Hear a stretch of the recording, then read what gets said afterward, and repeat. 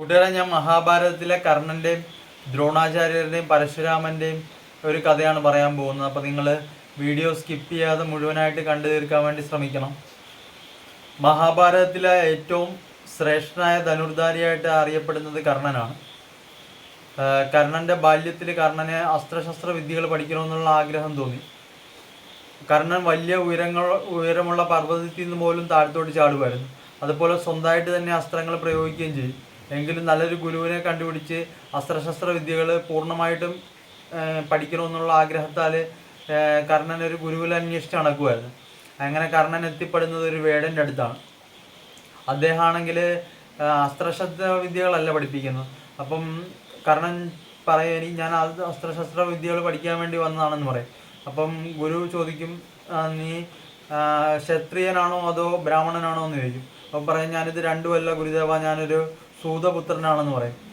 അപ്പം ഈ ഗുരു പറയും, സൂതന്മാർക്ക് വിദ്യ അഭ്യസിക്കാൻ പാടില്ലെന്നുള്ള കാര്യം നിനക്ക് അറിയത്തില്ലെന്ന് ചോദിക്കും.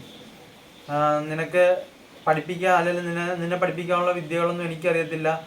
കാരണം ഞാൻ മൃഗയ എന്നൊരു വിനോദമായിട്ട് മാത്രമാണ് ചെയ്യുന്നത്. വേട്ടയ്ക്ക് വേണ്ടി മാത്രമുള്ള അസ്ത്രങ്ങളെ ഞാൻ പഠിപ്പിക്കാറുള്ളൂ, അല്ലാതെ മന്ത്രവിദ്യകളൊന്നും എനിക്കറിയത്തില്ല, അസ്ത്രങ്ങളെ വായിക്കാനൊന്നും അറിയത്തില്ലെന്ന് പറയും. അതിനാൽ നീ ഇത് പഠിക്കണമെങ്കിൽ ഋഷഭ നദീ തീരത്തുള്ള ദ്രോണാചാര്യരുടെ അടുത്ത് പോകാൻ പറയും. അങ്ങനെ ഗുരുദേവനെ പ്രണമിച്ചുകൊണ്ട് അവിടുന്ന് കർണൻ പുറപ്പെടും. അങ്ങനെ കർണൻ ദ്രോണാചാര്യരുടെ അടുത്തെത്തും. അപ്പോൾ ദ്രോണാചാര്യരുടെ അടുത്തെത്തുന്ന കർണനോട് ദ്രോണാചാര്യർ ചോദിക്കും, നീ ആരാണ് പുത്ര എന്ന് ചോദിക്കും. അപ്പം കർണൻ പറയും, ഞാൻ അങ്ങയിൽ നിന്ന് അസ്ത്ര വിദ്യകൾ പഠിക്കാൻ വേണ്ടി വന്നതാണെന്ന് പറയും. അപ്പം ദ്രോണാചാര്യർ ചിരിച്ചുകൊണ്ട് ചോദിക്കും, നീ ബ്രാഹ്മണനാണോ എന്ന് ചോദിക്കും, അതോ ക്ഷത്രിയനാണോ എന്ന് ചോദിക്കും. അപ്പം കർണൻ പറയും, ഞാൻ ബ്രാഹ്മണനും ക്ഷത്രിയനും ഒന്നുമല്ല, ഞാനൊരു സൂതപുത്രനാണെന്ന് പറയും. അപ്പം കർണൻ്റെ അടുത്ത് ദ്രോണാചാര്യർ പറയും, സൂതന്മാർക്ക് ധനുർവിദ്യ പഠിക്കുക എന്നുള്ളത് അസംഭവ്യമാണ്, അവർക്ക് പഠിക്കാൻ പാടില്ല എന്നുള്ള കാര്യം നിനക്ക് അറിയത്തില്ലെന്ന് ചോദിക്കും. അപ്പം കർണൻ പറയും, മാതാവിൻ്റെ വാത്സല്യത്തെയും പിതാവിൻ്റെ സ്നേഹത്തെയും വേർതിരിക്കാൻ ആരെ കൊണ്ട് കഴിയും, ഞാൻ സൂതപുത്രനായതിൽ എനിക്ക് അഭിമാനമേ ഉള്ളെന്ന് പറയും. അതിലെനിക്ക് ഒട്ടും വിഷമമില്ലെന്ന് പറയും. അങ്ങെനിക്ക് വിദ്യ അഭ്യസിപ്പിച്ച് തന്നില്ലേ കുഴപ്പമില്ല, ഞാൻ അങ്ങേക്ക് വിദ്യ പ്രദാനം ചെയ്ത വ്യക്തിയായ പരശുരാമനിൽ നിന്ന് വിദ്യ പഠിച്ചിട്ട് വരുമെന്ന് പറയും. തിരിച്ച് ഈ സമഗ്ര സൃഷ്ടിയിലും വെച്ച് ഏറ്റവും വലിയ യോദ്ധാവായിട്ട് തിരിച്ച് ഭാരതവർഷത്തിലെ ഏറ്റവും വലിയ യോദ്ധാവായിട്ട് ഞാൻ തിരിച്ച് മടങ്ങിയെത്തുമെന്ന് പറയും. അങ്ങനെ പറഞ്ഞിട്ട് കർണൻ അവിടുന്ന് യാത്രയാവും. കർണൻ അവിടുന്ന് പോവും. അങ്ങനെ കർണൻ ദ്രോണാചാര്യരുടെ ഗുരുവായ പരശുരാമൻ്റെ അടുത്തെത്തും. അപ്പോൾ പരശുരാമന് കർണനെ കാണുമ്പോൾ കർണൻ്റെ സൂര്യൻ ഉദിച്ചു നിൽക്കുന്ന പോലുള്ള മുഖത്തിൻ്റെ കാന്തിയും സൗന്ദര്യവും വലിപ്പവും ഒക്കെ കാണുമ്പോൾ കർണനോട് ചോദിക്കും, പരശുരാമൻ ചോദിക്കും, നീ ആരാണ് പുത്ര എന്ന് ചോദിക്കും. അപ്പോൾ കർണനാണെങ്കിൽ തലയൊക്കെ മുണ്ടനം ചെയ്തിട്ടാണ് പരശുരാമൻ്റെ അടുത്ത് പോയത്, ബ്രാഹ്മണനാണെന്ന് തോന്നിക്കാൻ വേണ്ടി. അപ്പം കർണൻ പറയും, ഞാൻ ബ്രാഹ്മണനാണ് ഭഗവാൻ എന്ന് പറയും. അപ്പം എന്തിനാണ് പുത്ര ഇവിടെ വന്നതെന്ന് ചോദിക്കും. അപ്പോൾ പറയും, ഞാൻ ധനുർവിദ്യ അഭ്യസിക്കാൻ വേണ്ടി വന്നതാണെന്ന് പറയും. അപ്പം പരശുരാമൻ പറയും, ഞാനാണെങ്കിൽ എൻ്റെ അസ്ത്ര വിദ്യകളെല്ലാം പലവർക്കും പറഞ്ഞു കൊടുക്കുകയും അതുപോലെ എൻ്റെ അസ്ത്രങ്ങൾ എല്ലാം ദാനമായി കൊടുത്ത് കഴിയുകയും ചെയ്തിരിക്കുകയാണ്. അതിനാൽ എനിക്ക് നിന്നെ പഠിപ്പിക്കാൻ സാധിക്കത്തില്ല. പക്ഷെ നിൻ്റെ ഈ മുഖത്തിൻ്റെ തേജസ് കാണുമ്പം എനിക്ക് നിന്നെ പഠിപ്പിക്കാതിരിക്കാനും പറ്റുന്നില്ല. അതിനാൽ ഞാൻ നിനക്ക് വിദ്യ അഭ്യസിപ്പിച്ച് തരാമെന്ന് പറയും. അങ്ങനെ പരശുരാമൻ കർണന് വിദ്യ പകർന്നു കൊടുക്കും. പാശുപതാസ്ത്രവും ദിവ്യാസ്ത്രങ്ങളുടെ എല്ലാത്തിൻ്റെയും ജ്ഞാനം പറഞ്ഞു കൊടുക്കും. അങ്ങനെ സൂര്യനെ നിർമ്മിക്കാനുള്ളൊരു അസ്ത്രം പഠിപ്പിച്ചു കൊടുക്കും. എന്നിട്ട് പറയും, നീ എപ്പോഴാണ് സൂര്യനെ ഇതുപോലെ കൃത്രിമമായിട്ട് നിർമ്മിക്കുന്നത്, അന്ന് നിൻ്റെ വിദ്യ പൂർണ്ണമാവുമെന്ന് പറയും. ധനുർവിദ്യ പൂർണ്ണമാവും. അന്ന് നീ ഈ ലോകത്തിൽ എല്ലാവരും അറിയപ്പെടുന്ന ഒരു യോദ്ധാമായും അറിയപ്പെടുമെന്ന് പറയും. അങ്ങനെ കർണൻ ആ സൂര്യനെ നിർമ്മിക്കുന്ന അസ്ത്രവിദ്യകൾ പഠിച്ചു കഴിയും.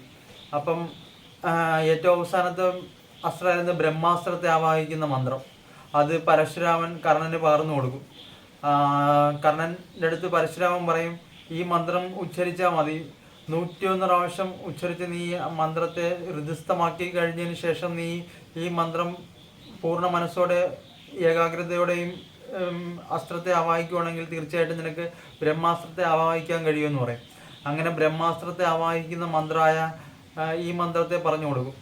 മന്ത്രം ഇതാണ്: ഓം ബ്രഹ്മ തമസ്തു അസ്ത്ര നിർമ്മിതായ സ്വയമേവ ലക്ഷ്യസ്ഥാനം ഭേദിതേ എന്ന് പറയുന്ന ഈ മന്ത്രത്തെ ആവാഹിച്ചുകൊണ്ട് നിനക്ക് ബ്രഹ്മാസ്ത്രത്തെ ആവാഹിച്ചു വിടാൻ സാധിക്കുമെന്ന് പറയും. ആ ബ്രഹ്മാസ്ത്രം സമസ്ത ലോകത്തെയും നശിപ്പിക്കാൻ ശക്തിയേറിയതാണെന്ന് പറയും. അങ്ങനെ കർണന് ബ്രഹ്മാസ്ത്രത്തിൻ്റെ ജ്ഞാനം പരശുരാമൻ പകർന്നു കൊടുക്കും. അതിനുശേഷം അസ്ത്രവിദ്യകളെല്ലാം പഠിച്ചു കഴിയുന്ന കർണൻ തിരിച്ച് മടങ്ങിപ്പോകാനുള്ള സമയമെടുക്കും. അപ്പം പരശുരാമൻ വിശ്രമിക്കാൻ വേണ്ടി കിടക്കുമായിരുന്നു. അപ്പം പാറപ്പുറത്താണ് കിടന്നത്. അപ്പം കർണൻ വന്നിട്ട് പറയും, അങ്ങ് ഈ പരുക്കനായ പാറപ്പുറത്ത് എന്തിനാണ് കിടക്കുന്നത്, എൻ്റെ മടിയിൽ കിടക്കാൻ വേണ്ടി പറയും. അപ്പം പരശുരാമൻ പറയും, എനിക്ക് പ്രതലമായ സ്ഥലത്തും കിടന്ന് ശീലമുണ്ട് പുത്ര, അതിനാൽ ഞാൻ ഇവിടെ കിടന്നോളാം എന്ന് പറയും. വേണ്ട, ഞാനുള്ളപ്പം അങ്ങ് എൻ്റെ മടിയിൽ കിടന്നോളാം എന്ന് പറഞ്ഞ് മടിയിൽ കർണൻ പരശുരാമനെ ഇങ്ങനെ കിടത്തും. അങ്ങനെ പരശുരാമൻ കിടന്ന് ഉറങ്ങിക്കൊണ്ടിരിക്കുന്ന സമയത്ത് കർണനെ വന്നൊരു തേള് കാലിൽ കുത്തും. അതിൻ്റെ അസഹനീയമായിട്ടുള്ള വേദനയായിട്ട് പോലും കർണൻ ഗുരുദേവൻ ഉണർന്നാലോ എന്ന് പേടിച്ചിട്ട് എഴുന്നേക്കത്തില്ല. കർണൻ ആ വേദന മൊത്തം സഹിക്കും.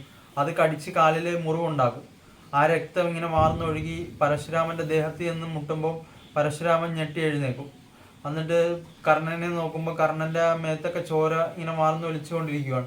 അപ്പോൾ എന്ത് പറ്റി പുത്ര, ഇതെന്നാണെന്ന് ചോദിക്കും. അപ്പോൾ പറയും, എന്നെ ഒരു തേള് കടിച്ചാണ് ഗുരുദേവ, അപ്പം എനിക്ക് അങ്ങേ ഉറക്കത്തിൽ നിന്നും ഉണർത്താതിരിക്കാൻ വേണ്ടി ഞാൻ ആ വേദന സഹിച്ചാണെന്ന് പറയും.